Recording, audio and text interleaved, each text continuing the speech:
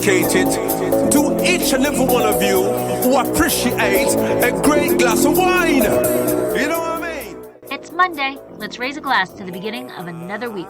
It's time to unscrew, uncork, or saber a bottle. And let's begin exploring the wine glass.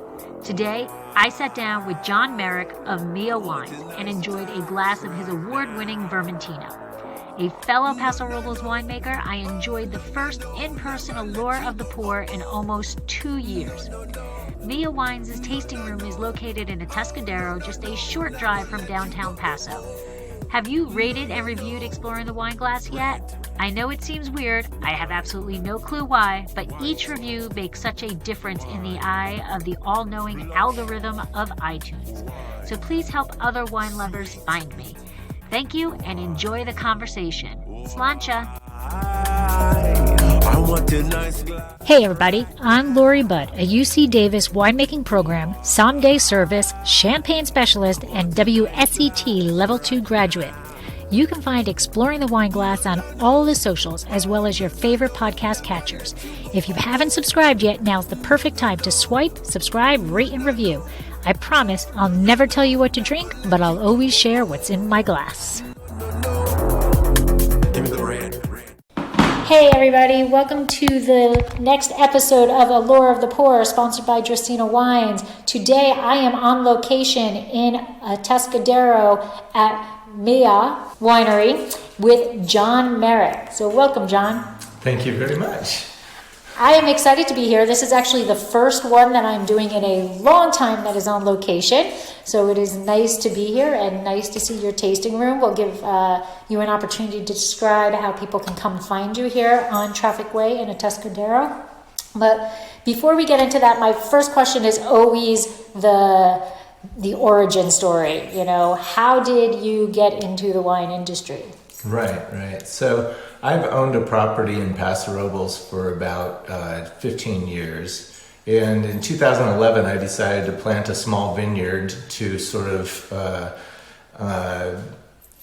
experiment and toy with the idea of making wine. So I became a home winemaker in 2011, started making wine in 2014. And because home winemaking tends to grow, I sort of grew out of the home winemaking and had to find a way to make it into a business. So we eventually went looking for a space to bond a winery, and we found this location in Atascadero just last August. So we're pretty new in the industry. Yeah, it definitely is a hobby that becomes an obsession, that becomes a growing need to pursue your passion. Exactly. I get it. Absolutely. So you originally went to school to be an architect, correct? Yes. So what was your goal? You know, did you actually work as an architect, or while you were studying architecture, like, nah, let's start with this home thing and go from there? No, I studied architecture and I became an architect in 1993, and I worked for about 15 years in the industry, and I had my own company in Southern California. In 2007, I sold that company, and from then on I started looking for something else to do. To fill the work with passion instead. Yes, right? and I've been interested in wine for a long time, spent a lot of time traveling and so forth, and so this was definitely the direction I was headed. I just wasn't exactly sure how I was going to get there. And that's part of the fun, though, is actually finding the road to get to where you want to be. Yes. So you said you planted in 2011. Your first vintage was 2014. How many cases did you produce back then? Those were, because they were young vines, and I really didn't know what I was doing in the vineyard at the time. So I had very small harvests, and I was working out of carboys and stuff like that. And so, I was producing something somewhere between 5 and 20 gallons of each variety at the time. And really just learning how to make wine. So I didn't really, I didn't bottle anything for a long time, and I really didn't make wine that I thought was, good enough to be, in the industry at the time. until a few years into it, and then it really changed once you kind of get used to the process. Yeah, it's definitely, you can't just walk into a vineyard and produce wine that is sellable or... Right. Well, and not only that, but it was also a matter of knowing that it's half the vinification and it's half the vineyard itself. And because I was still developing my vineyard, I wasn't really getting the grapes the way that I wanted them for the harvest, and that all added to the complexity and difficulties of the start. But that you get through that. Right. And what varietals did you plant? So I planted I originally planted 6 varieties, but I found that because it's a very small vineyard, it's only 1 acre, and 6 varieties creates too small a batches of wine for each variety that you're trying to vinify. So I grafted 2 of them over to others, and so I'm left with Syrah, Tempranillo, Vermentino, and Albarino. Oh, Albarino. That is awesome. And I'm seeing more and more Albarino coming in this area. And so I think that it's a popular, an up-and-coming grape variety. Yeah, for me, it's really just been about discovering the vines that are available in the area that I found interesting in tasting wines from around the world. So these fit the bill for that. All right. And the vineyard itself is in the Adelaide district? Correct. And so can you tell my listeners a little bit about the district, what type of soil it has, what is the climate like there? Yeah, there's the soil and the climate are probably more mild than most of the other areas of like the east side of Paso Robles and so forth. It's definitely west side. It definitely has some ocean influence, but it still warms up. So because of the hills and the direction of the hills and everything, it's a warm growing place. My vineyard happens to be on the northeast side of the hill, so it is kind of protected from some of the weather and some of the harshest portions of the sunlight from that point of view. The soil is pretty much all clay and limestone, so we are at least on my property is that. There are other soil areas right around me, so it changes quite quickly in that area. And now, do you live on this vineyard, say, or is it just a straight vineyard? No, it is a property. I do have a house on the property, but I do split my time between a house in Atascadero and the ranch in Paso Robles. So we can kind of stay at either house whenever we want to. Very nice, very nice. We're looking to do a house in Paso, and then we have property in Arroyo. So, so same thing. Don't want to be driving that distance all the time. At least at the times where it's critical, where you need to be there early in the morning and so forth, I might go out. You need a place to sleep when it's harvest time at 4:00 in the morning. Yeah. And now you're originally from Omaha, correct? Yes, I grew up in Omaha, Nebraska, and I went to college in Lincoln, Nebraska. And then I relocated to California after college to pursue my career in architecture. And so I've actually been to Omaha, probably one of the rare people I've been to Omaha, but World Series of Baseball. Yes, it is. College World Series. Yes, College World Series of Baseball. And they also have gambling there. So that was really the combination of why we went there. Did some gambling, watched a little baseball. Gambling on the Missouri River. Correct. Yes. And you did mention that you do a lot of you had done a lot of traveling, and on the website it says you traveled in pursuit of life experiences. So what are some life experiences you found along the routes? Well, I started in high school. I ended up doing an exchange student project in my French class. So I was an exchange student for a couple of months in southern France when I was a teenager. I don't think that really got me too far in the pursuit of wine in the world at that time, but it was certainly... It's a life experience. It really certainly is a life experience that makes you reach out for more. And then, later on, I've always been interested in traveling and wine, and so I've done trips to France, to Spain, and to Italy, and I've been to Greece, and I've had wines in all those places, and so sort of you start collecting the memories of those things, and then if you're diligent about it, you start to sort of catalog some of that information and continue to pursue it, in the products that are imported to the U.S. and that's been a big part of it.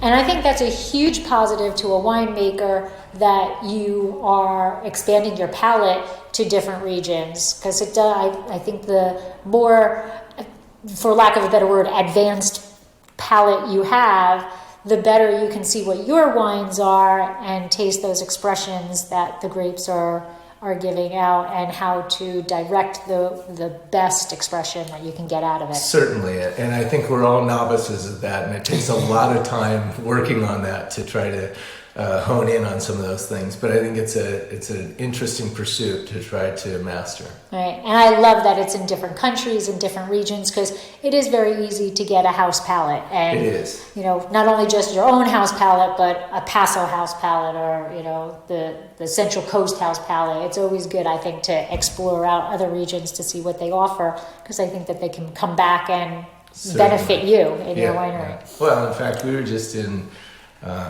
Mexico, and whenever I'm in Mexico, I'm always trying the wines from I can't remember the name of the valley that's right near on Baja, that offers quite an interesting lineup of wines, and found them to be quite good. There you go. Surprisingly. That's nice. That's nice. Maybe not surprisingly. I think they've been at it for quite a long time. So. But it was a new to you, so it's surprising there that way. And I mean, I've known about them for quite a while, and I always try to taste them when I'm there. It just depends on what the offering is when you happen into a restaurant and you're looking for something. Right, and that's the thing. We do that too when we're traveling. We're always loving to just take the house wine from wherever we go, because it is that terroir. Usually, it's that region. So it's always nice to see that. Yes. We actually, when we travel out of the country, we actually always end our night by going to like the local normal store, whatever, grocery store, and just picking a single bottle out from the actual region, because it's so cheap, but it's a nice way to end the night. But it's a good way just to explore a little bit of what that area has to offer, in addition to trying to travel to see the wineries themselves. Yeah. So we know you have some estate wines. You are still making wine from your estate. And then all of your estate wines on the website seem to have had the same label, except for the one wine that has a hummingbird on it. So was that Flora or Fiore? Yes. And so story behind the hummingbird, why that label is different? Well, it's different for two reasons. One is that the Hills logo the label that you see on the earlier wines were the first releases that we did. So they were the 2018 red wines and the 2019 white wines. The Flore is a 2020 wine, and we just went a different direction with our labels. Oh, okay. So we don't really have a true path. We really just have a logo, and the labels are just sort of whatever we want them to be for the year. So we're continuing to change those labels as we go. So the original label for the 2018 reds and 2019 whites is derived from a view from the patio at the ranch. The hummingbird is interesting in that it was an actual photo that Daniela, my partner, took at one of our neighbors' house, and we just loved the photo so much that we turned it into a label. So it was a hummingbird that was buzzing around right nearby us, and I think it might have been the one that actually landed on my finger at one point. But I am so really jealous. Cool. It was really cool. I am so jealous. I see all of those pictures or videos of hummingbirds landing on people and hummingbirds all over, and I have hummingbird stuff everywhere. Yeah. And I get hummingbirds, but none has ever landed on me, so I'm so jealous. It's a rare occasion. Usually they're flying around very, very fast. Yes, very, very fast. So tell us the story behind the name. So Mea Wine we were really searching for a name for our winery that was simple and maybe we didn't find that, but that was short and that we could use for the logo itself. And Daniela and I have tried to keep the vision of the winery to be small. We want to be small. We're just doing this as a small family winery project, nothing to grow large. And so when I came up with the name Mea, Mea is Latin for mine. So it's really just a nice little play on the word of come and taste my wine.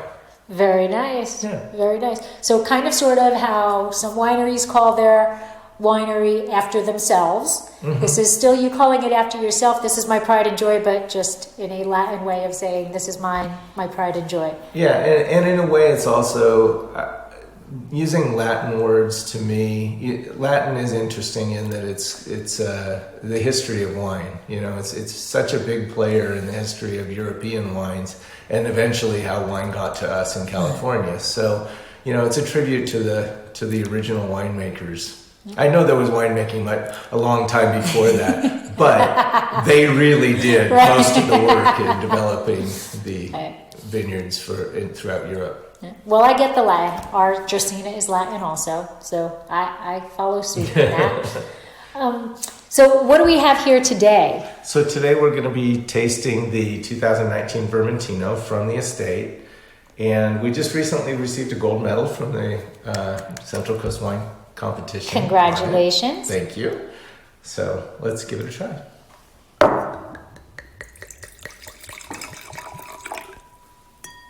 Now, Vermentino is another one that is not the most popular, commonplace to see here. So I always get excited when I see it. So yes, Vermentino for me was a wine that I've had many different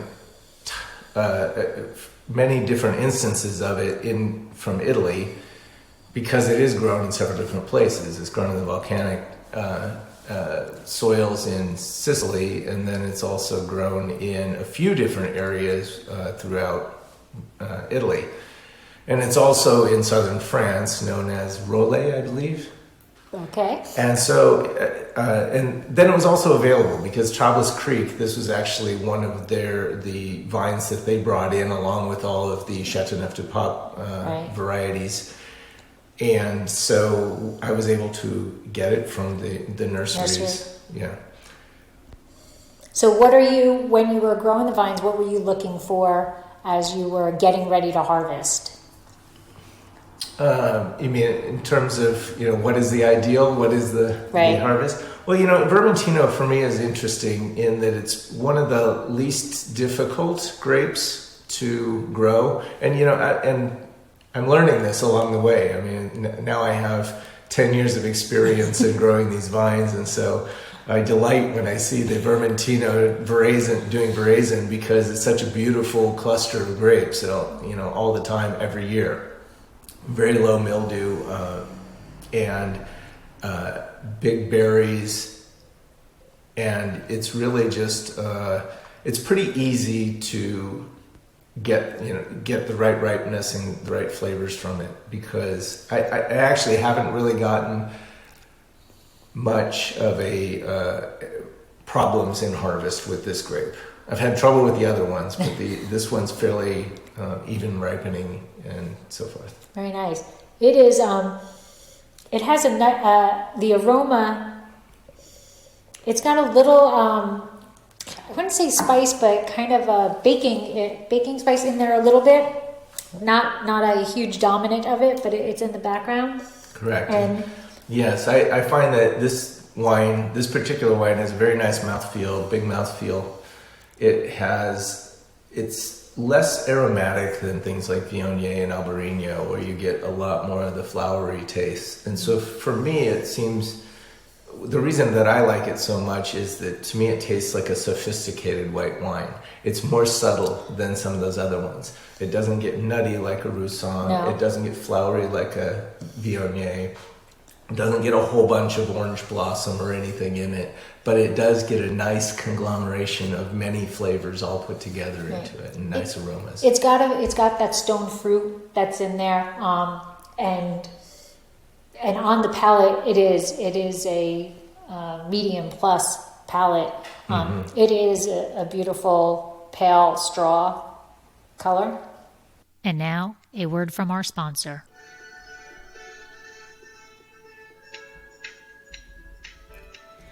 Dracaena Wines loves to give back. There are so many fur babies that deserve to find their forever home. We would love to be able to help as many as possible. If you are part of a nonprofit organization or know of a nonprofit organization that would like to hold a fundraiser, please contact us at contact@dracaenawines.com or visit our website, dracaenawines.com, to fill out the form. How does the fundraiser work? It is super simple and costs your group absolutely nothing. Together, we will choose a month that your group will be sponsored. During the month, you promote the fundraiser just like any other event you'd hold. At the end of the month, we will donate 20% of the sales to your organization. The donations will be made in the name of each individual who purchased the wine so that you know exactly who helped the animals. Our goal is to raise as much funds as we possibly can and to help as many animals as possible. So please help us help as many fur babies as we possibly can. So how many cases of this do you produce? I think we produced about 50 cases of this Vermentino, so it was a good harvest year for us, but again, it's a very small vineyard, so we were able to this is a big harvest for us for this grape, but they're pretty big clusters, and so we do get quite a nice harvest out of it if we've got good weather, and it looks like we're shaping up for a good harvest this year as well. And in terms of ripening, where does this fall in to play of when it's yeah, it's funny. typical? Yes, it does. It's medium. It's a good ripening time. My vineyard tends to ripen very early. We get an early bud break and we get an early harvest. Okay. So it doesn't have a very long hang time that it needs to get to ripe. So it makes it actually very convenient for us because we've found that the Albarino and the Vermentino tend to want to come off the plants at almost the same time. Oh, okay. So it's very convenient, especially when you're dealing with vineyard labor and a very small vineyard. Right.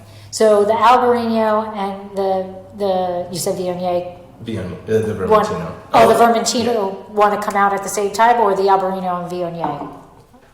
I buy the Viognier. Oh, okay. Vermentino and Albarino are what I have on the property.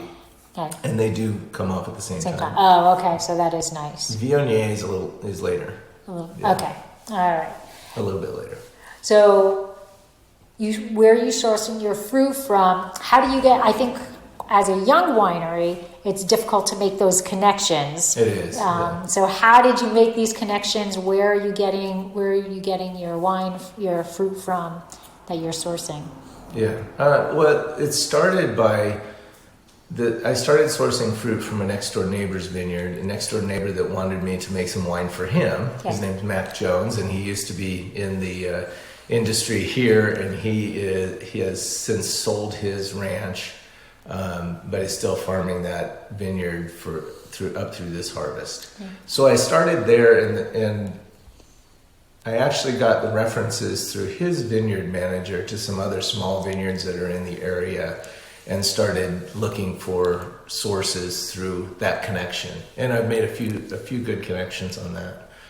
Because I'm always looking for other small vineyards to buy my grapes from, in order to kind of keep everything not only in the area, but also from vineyards that I can, walk the vineyard, and then I make, that I have a hand in the process.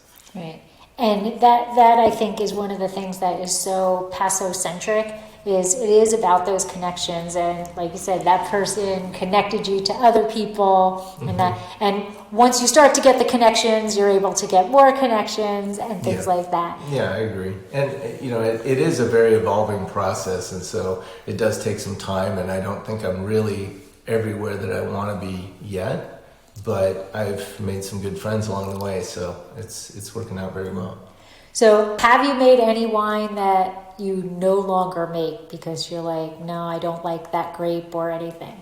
Well, I am kind of transitioning out of the Bordeaux and Chardonnay winemaking because it's not that I don't like those.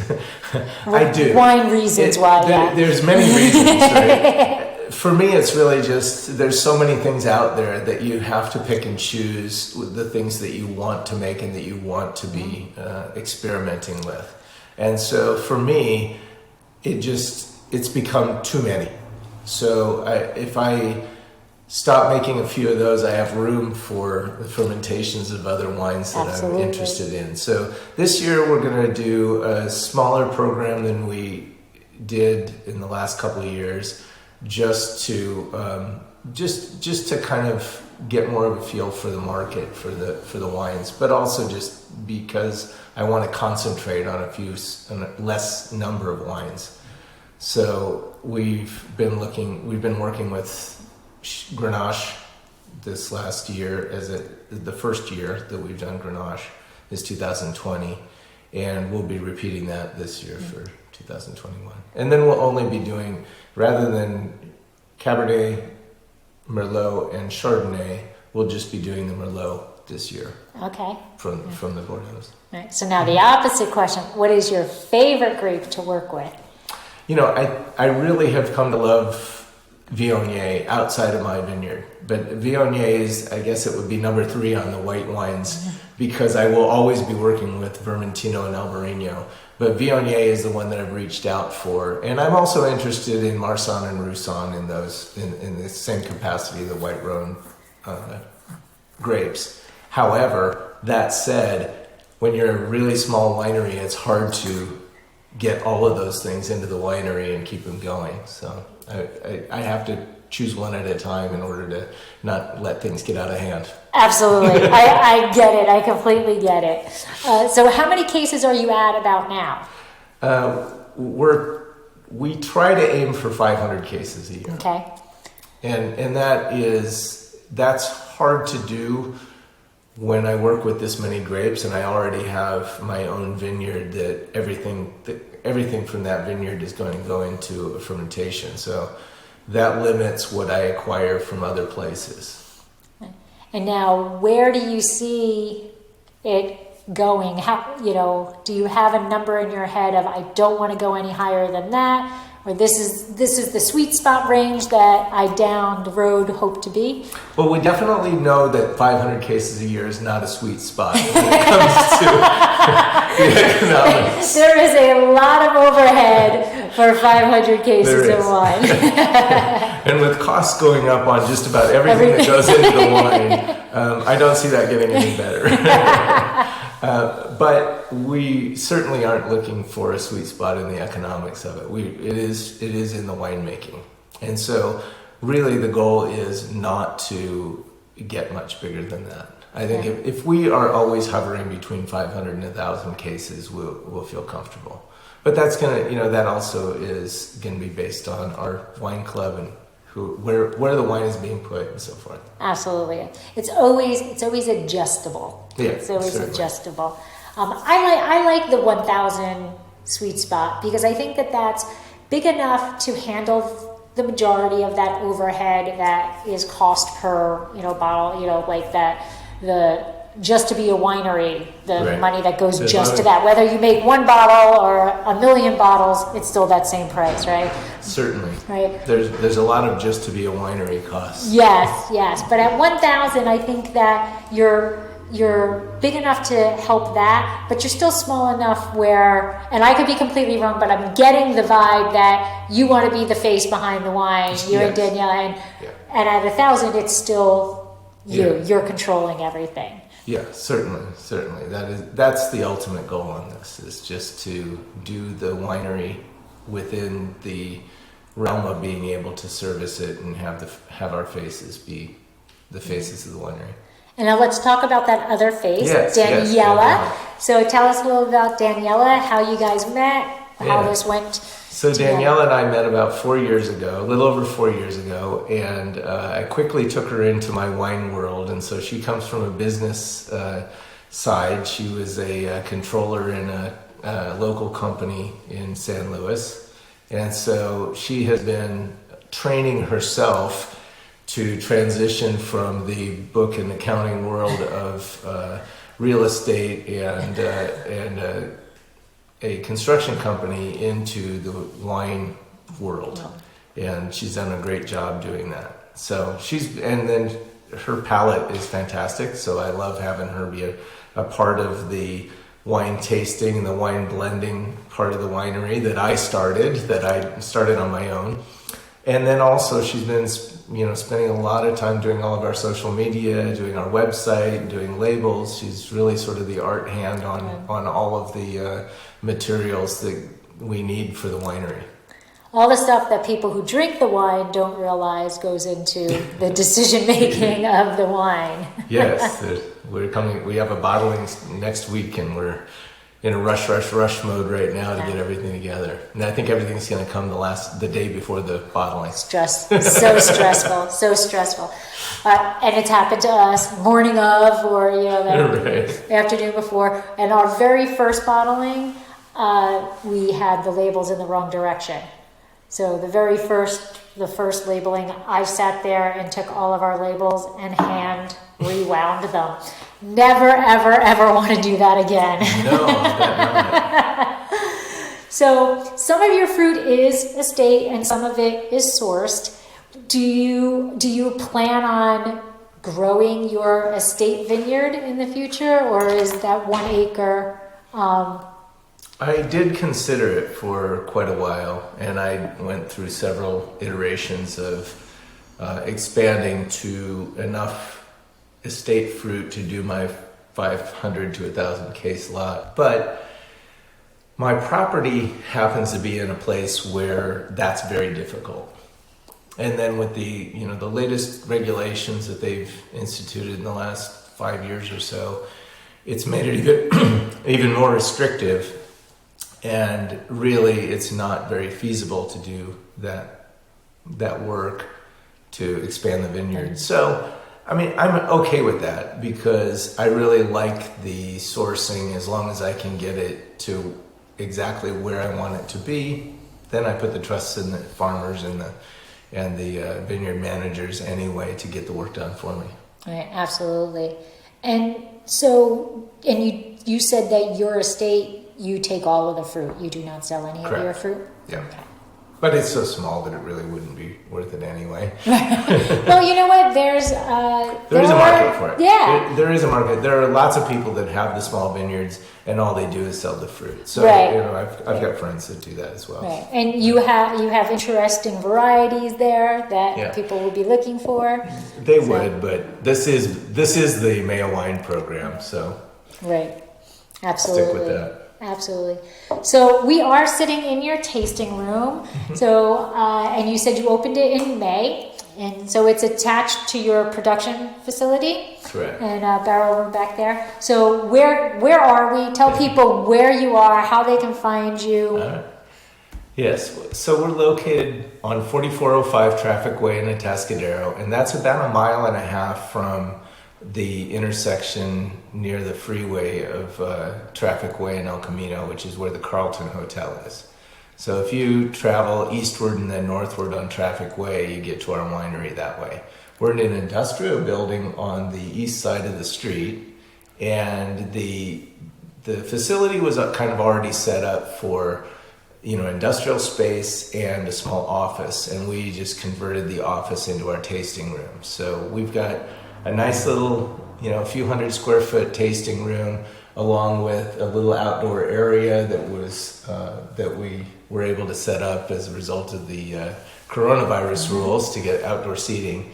And then the rest of the facility is the production facility, and we will also be doing events outside the tasting room in the facility there. So I'm sitting here and I am seeing quite a bit of medals here.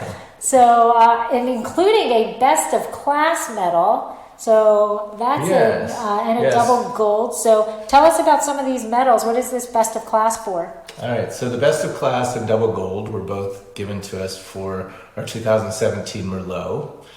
And then we got a gold medal for this 2019 Vermentino that we have. And we got a couple of silvers and a few bronze medals as well for a few a few other wines that we entered into the competition. So we're very proud of the Merlot and the Vermentino for getting sort of the top medals in the. That's best of class is always so impressive. And in Merlot, there's a finicky palate for Merlot. So to get best of class, what most people have said is that it's definitely a very typical Merlot, and I'd say that for myself, I don't really know that. But I'm delighted by the fruity characteristics that it shows. So it's a nice Merlot. Unfortunately, it's also one that we don't have very much of. We only have a few cases of it left, and we entered it into the competition because we thought it was good. There you go. There you go. And is that one an estate, or is that one's sourced? That one is sourced fruit from my next door neighbor's vineyard. Good neighbor to have. It was. Good neighbor to have. Did you go knock on his door and? I did immediately. I said. He's like, woohoo! Look what you grew! Look what you grew! Right. We are perfect partners. Best of class. That is fantastic. That is really congratulations. Thank you. So what else? You said Daniela does the social media. So where can people find you on social media? So Mea Wines is the hashtag for Instagram and Facebook. And you can also go to our website at meawine.com. Okay. And it is MEA for the spelling when you're looking it up. And Instagram?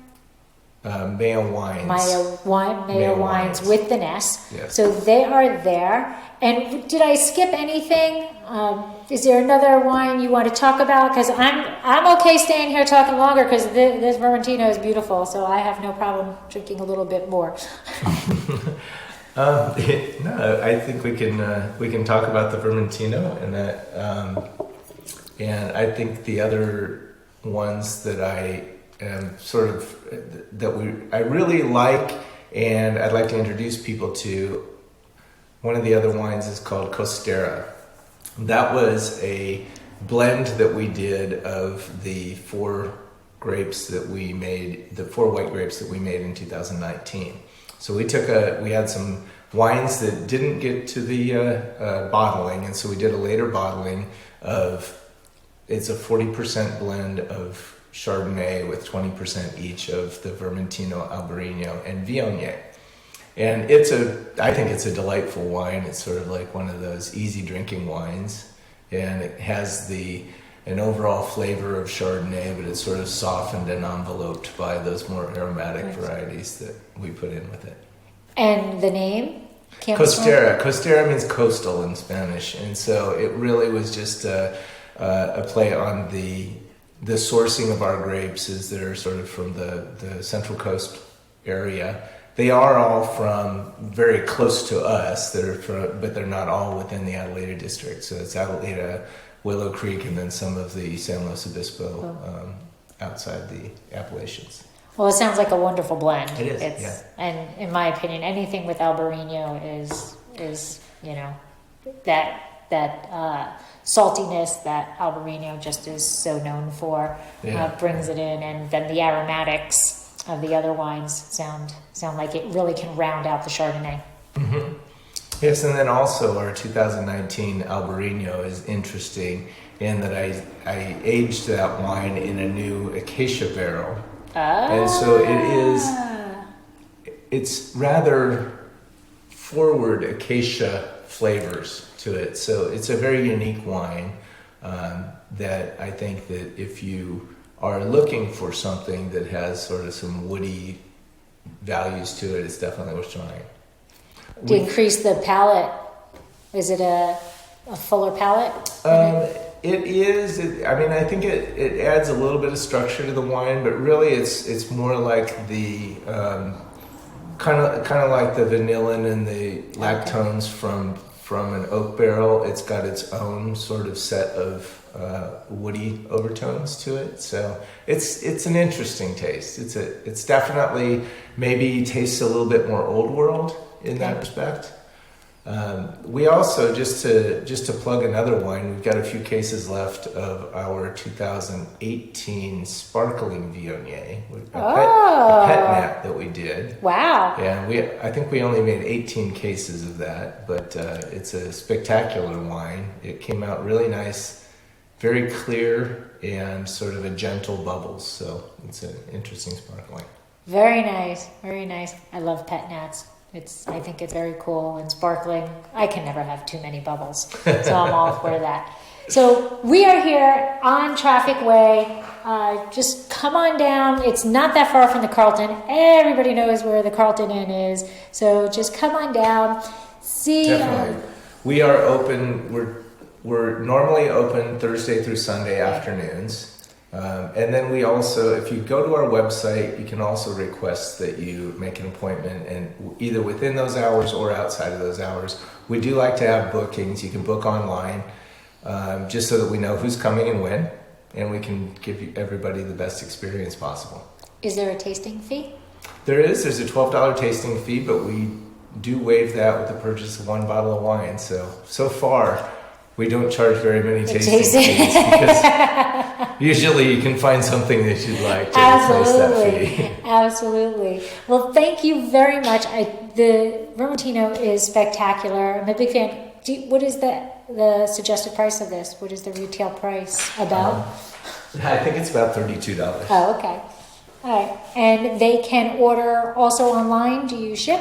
We do ship. We ship to, I think it's 44 different states through a ally, and we can ship all over through California, yes, as well. And the Vermentino is actually $36. $36. Mm-hmm. And you did mention you have a club, so do you want to tell us about the club? We do have a wine club. We have a 4, 6, and 12 bottle twice per year wine club that gets you 15, 20, and 25% off, respectively. Right, and you have pickup parties? We are... Eventually? We are brand new. We're looking forward to it. I think our first one, we're getting ready to ship wines for that. I think we're gonna probably lay low on that one because we're still sort of getting our house in order, but we will be doing a club pickup shortly. And then we're looking forward to it in the next one, and maybe doing a little bit more elaborate celebration. Well, with your location, you can have a huge one. People can have a blast here.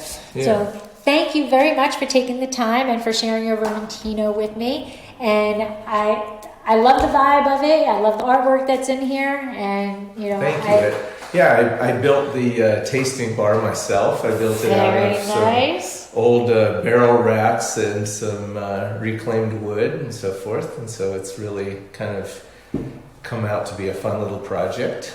It's beautiful. I love it. All of the different materials that are in it. It's fantastic. Yeah, thank you. So thank you again for taking the time, and enjoy. I wish you the best of luck.